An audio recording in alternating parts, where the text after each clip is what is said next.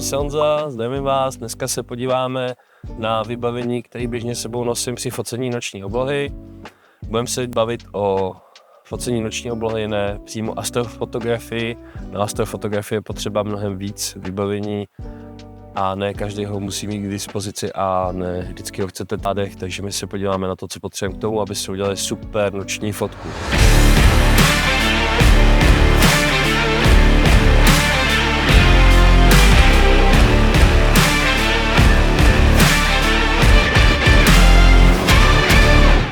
To nejdůležitější, co určitě potřebujeme, tak je stativ. Bez dobrýho a pevného stativu se prostě neobejdeme. Noční fotka se bez stativu fotí jenom velice těžko, takže doporučuji si pořídit něco, co je trošku pevný. Jak říkají zlí jazykové, stativ se kupuje vždycky dvakrát, prvně ten špatný a pak konečně ten dobrý. Další věc, která by se nám určitě bychom neměli zapomenout, tak je fotoaparát. Já mám s sebou dva. To z toho důvodu, abych nemusel nutně v noci přehazovat objektivy. Může to být někdy trošičku nepraktický podměstí přehodit objektiv. Člověk si na to pak musí svítit a tím se zbytečně oslňuje. Podíváme se na objektivy, které já si běžně sebou na focení noční oblohy beru. Jedním z nich je teleobjektiv. Teleobjektiv si beru, když chci vyfotit krásně detail měsíce, a případně pokud si chci vyfotit konjunkci nějakých hvězdiček a detaily na té obloze. A jak říkám, nebavíme se o astrofotografii, takže nefotím primárně galaxie a nějaké hvězdokupy. Na to je dobrý mít foťák, který má upravený spektrum vidění a je dobrý na to mít sebou montáž, která vám pohybuje nebo kompenzuje rotaci otáčení země. Každopádně určitý věci se dají vyfotit krásně i na statický snímek toho teleobjektivu. U toho teleobjektivu máme trošičku problém, ta planeta se otáčí celkem rychle, takže ty časy, na které na tom budeme fotit, jsou velice krátký. Takže mnohem častěji v té noční fotografii využijeme širokouhlý objektiv, něco, co nám ideálně zabere velkou část té oblohy.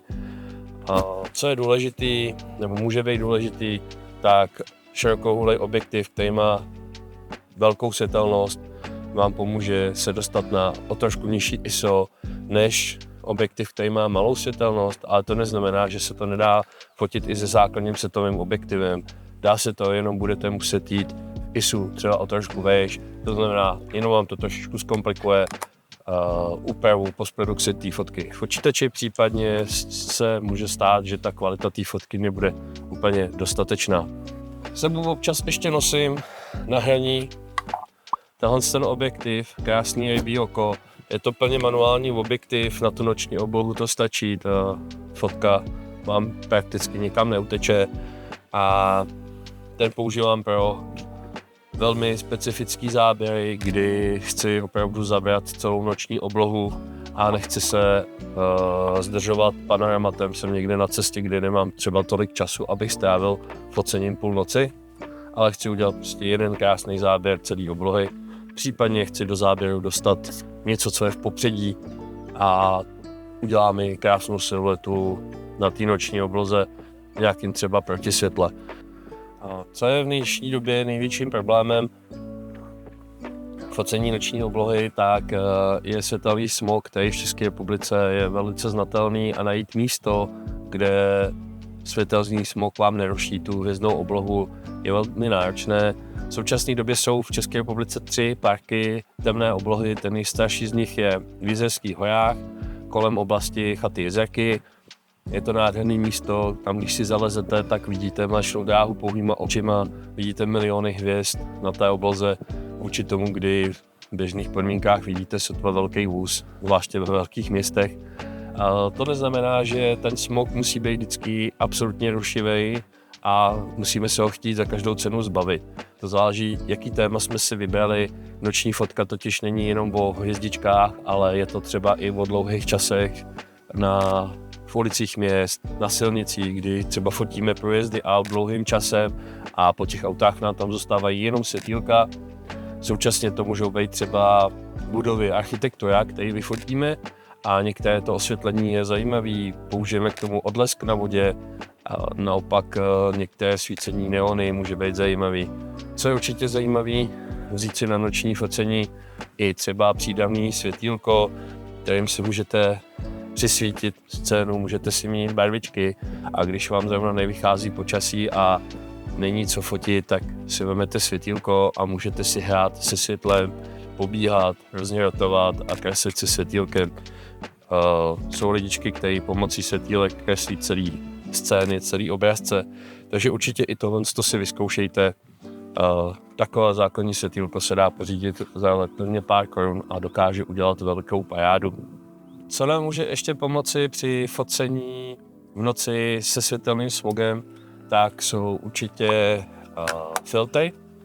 Jedním z těch filtrů, který nám může pomoct, tak je Night Sky filter, který odfiltrovává určitý spektrum s odpovídajícím sodíkovým výbojkám a světlu, který prakticky vychází ze světelného smogu. To znamená, že nám zlepší trošičku kontrast té noční oblohy, protože nám odfiltruje určitý spektrum světla. A druhý filtr, který se při noční obloze velice hezky dá použít, tak je White Mist nebo Black Mist filter. Je to takový filtr, když se na něj podíváte zblízka, tak jsou na něm takový malinký krupičky. On se hodně často používá při focení portrétu ve dne, kdy dojde k takovému malému rozostření kontur. A v té noční obloze on nám pomáhá v tom, že udělá kolem hvězdiček takový malinký opar a ta hvězdička se nám tím pádem zvětší a naopak malé hvězdičky nám to odstraní, to znamená získáme mnohem lepší kontrast té noční oblohy, což nám někdy taky může pomoct k lepšímu podání. To je fotografie. Co vám při noční fotce pomůže, tak je baterka a ideálně baterka s červeným světlem. Červené světlo v noci je velice důležitý, jelikož bílé světlo, modré světlo vám stáhne zorničku a v momentě, kdy se vám stáhne zornička, tak přijdete o noční vidění. To červené světlo vám umožní se dobře orientovat, dobře vidět věci, dobře vidět na nastavení foťáku. Pokud máte ve foťáku možnost, jako třeba tenhle foťák, tak má nový režim, kterým se dá nastavit červený podsvícení displeje. V ten okamžik veškeré fotky, všechno je nastavený do červena, to znamená pohled do hledáčku ani pohled na displej vám neskazí noční vidění, jelikož vy pak máte problém, že se dlouho musíte znova rozkoukávat, abyste viděli tu noční oblohu. A na co určitě nezapomeňte v noci i v létě, jsou dobrý rukavice, těch tropických nocí u nás moc není a ruce je první, co začíná mrznout. A ještě zajímavou věcí určitě může být pláštěnka na objektiv a nebo vyhřívání objektivu.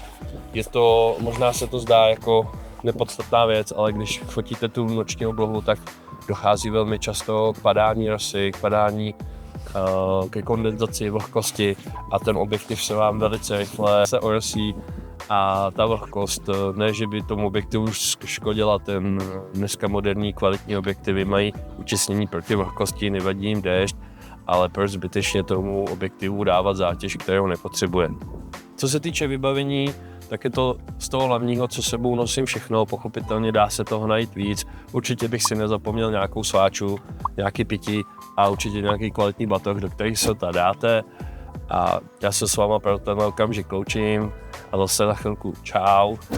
A já mám ještě jednu důležitou věc, jelikož při nočním focení to někdy bývá na delší lokte a abyste nemuseli koukat na YouTube nebo na Netflix, tak já si třeba sebou nosím flétnu a v mezičase si hraju na flétnu, takže určitě doporučuji si vzít něco, co udrží vaši pozornost, případně spacák a zdřímnout si.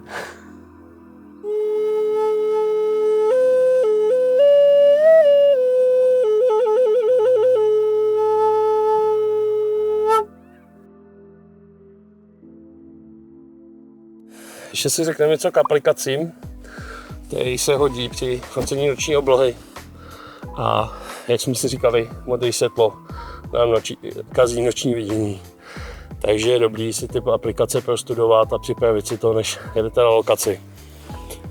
Jedna z těch aplikací je zobrazení temné oblohy, to znamená, vy si můžete podívat, kde ve vašem okolí ten smog je nejmenší.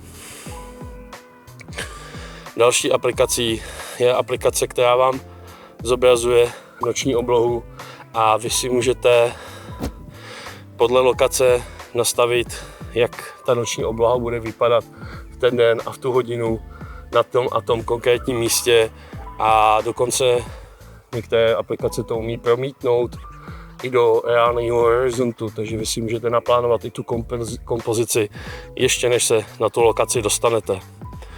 Další aplikací, které je určitě zajímavý, tak jsou aplikace na aktuální pozici slunce a měsíce, kdy si opravdu můžete přesně naplánovat, kde vám to slunce zapadne, v kolik vám zapadne a můžete si pracovat s tou kompozicí. A v neposlední řadě aktuální aplikace, která v loňském roce byla celkem často využívaná a ještě dává letos smysl, slunce aktuálně na své aktivitě na maximu, to znamená pravděpodobnost, že bude vidět polární záře i z naší lokality, je velmi vysoká. Na dnešek to tam dokonce píše KPčko na úrovni 5, což je velká pravděpodobnost foťákem zachytitelný polární záře i tady od nás, z našeho území. Jaká bude realita, se ukáže, až sluníčko úplně zapadne a bude hodně temná obloha. Tak snad jsem nějakou důležitou aplikaci nezapomněl. A jestli ty máš nějakou svoji oblíbenou aplikaci, o které jsem nemluvil, hoď nám ji tady dolů do komentů, budeme za to rádi. Inspirují se tím i další fotografové a pomoc se vždycky hodí. Nastavení foťáku pro noční focení, tak jako první bych si zmínil režim na písmenko M, což je manuální režim, ve kterém si čas a clonu nastavuju podle sebe. Určitě bych to tady nenechával naproti clony ani času, nebude vám to příliš fungovat. Co je důležité, určitě bych si v první fázi vypnul automatický ISO. Nechci, aby mi tady foťák ISO dělal za mě, já to ISO tady chci mít pod kontrolou. Vyplatí se určitě zapnout zpoždění závěrky o 3 vteřiny, aby jsme nám foťák po stisknutí spouště chvilku uklidnil. A co je důležité, v noci vám ten foťák skoro nikdy nezaostří sám. To znamená, vypněte si automatické ostření a přepněte se na manuální ostření. Připravte si kompozici a manuálně si zaostřete ne na absolutní nekonečno, ale lehce těsně před. U moderních objektivů to chce trošičku grif, mít v té ruce zaostřit přesně tam, kam potřebujete. A nyní bych si nastavil clonu a clonu zpravidla chcete tu nejnižší, kterou ten daný okamžik váš objektiv umožňuje, jelikož chcete, aby vám prošlo co nejvíc světla do objektivu nebo na čip. A současně většinou při té noční obloze to důležité, na co ostříte, jsou hvězdy a je vzdálenější horizont, který v hloubce ostrosti vám i na tu malou clonu většinou vyjde tak, aby byl dobře proostřený. Případně se dá použít tak, že si vyfotíte ten snímek té krajiny ještě ve dne, zaostříte si, dáte si větší clonu, proostříte si ten snímek a následně potom při noční obloze už řešíte jenom ty hvězdy jako takový. A čas si potom nastavíte podle toho vašeho záměru. Zpravidla, pokud chcete hvězdy statický, aby se nehýbaly, nastavujeme čas mezi 10 až 15 vteřinami, tak aby hvězdičky zůstaly statický jako body. Jakmile si dáte čas delší, začne se projevovat pohyb, rotace země a hvězdičky vám začnou dělat čárky. To se zase třeba využívá při start race, kdy fotíte aspoň třeba nějakých 15-20 minut a hvězdičky vám pak udělají krásný čáry. ISO máme teďka nastavení na 100 a máme vypnutou automatiku. A nyní s tím ISO můžeme pracovat a zvyšovat ho podle toho, jak potřebujeme. Důležité je si uvědomit to, že ne vždycky ISO 100 je dostačující pro ten noční snímek. Když budeme fotit ještě těsně před setměním, ještě máme tam v pozadí trošku zapadající slunce, může nám ISO 100 stačit, ale čím víc budeme do hloubší tmy, budeme to ISO potřebovat zvedat. Pokud budeme v oblasti temné oblohy, to znamená hvězdičky jsou vidět, včetně Mléčné dráhy, pouhým okem, ten moment to ISO nepotřebujeme nastavovat tak vysoko. Okamžiku, kdy budeme chtít ale fotit třeba polární záři, která je v našich podmínkách velmi slabá, a nebo Mléčnou dráhu v okolí měst, tak s tím ISem učipujeme nahoru. Co je důležitý, to ISO nám pochopitelně na snímku způsobuje šum, ale nebojte se ho. Důležitý je, že když použijete malý ISO a ten snímek bude příliš tmavý a vy pak budete mít potřebu ten snímek zesvětlit, tak veškerý ten šum vám vyleze nahoru. To znamená, nebojte se dát o trošku větší ISO a potom ten snímek lehce stmavit. Ten šum se částečně schová v těch stínech a mnohdy je ten výsledek potom lepší. Pochopitelně záleží na stáří vašeho foťáku, na verzi profesionálního foťáku, jestli to je full frame i DxO, je tam určitý rozdíl v podání toho šumu a je nejlepší si to vyzkoušet, dát si prostě jednu noc, kdy si uděláte snímek na 100 ISO, 400 ISO, 800 ISO, 1200 ISO a tím si zjistíte tu hladinu šumu, tak jak je pro vás nejvíc koukatelná, nejlíp se vám edituje. U každého foťáku je to trošku jinačí. V případě některých foťáků se vyplatí skákat v určitých skocích toho ISA, kdy jsou ty výsledky lepší. Někdy se může stát, že třeba pro konkrétní ISO 600 může být výsledek horší než pro ISO 800, jelikož to 800 je nějaký nativnější než těch 600, který je nějaký sem dopočítávaný. Pokud budete fotit pohyb hvězd a budete fotit na čas delší jak těch 13 vteřin, třeba těch 20 minut, tak v tomhle případě určitě ISO vždycky nechte na 100, jelikož hvězdičky se vám tam prokreslí celkem v pořádku. Většinou nechcete mít prokreslený všechny hvězdy, chcete ty hlavní dominantní, aby vám tam krásně udělali ty čárky, ale hlavně potřebujete to, aby se vám tam nepřepálilo veškerý smogový světlo z okolních měst. Řešením je případně potom udělat startery s technikou skládání, to znamená fotíte statické hvězdičky a vyfotíte snímek za snímkem, fotíte po dobu 20 vteřin, vyfotíte 30 vteřinách nějakých 200 snímků, který potom složíte a ty čárečky se vám tam krásně vykreslí. To by bylo aktuálně k tomu nastavení foťáku v terénu asi všechno a nyní už jenom dostatečně teplé oblečení, něco k pití a běžte lovit. Čau.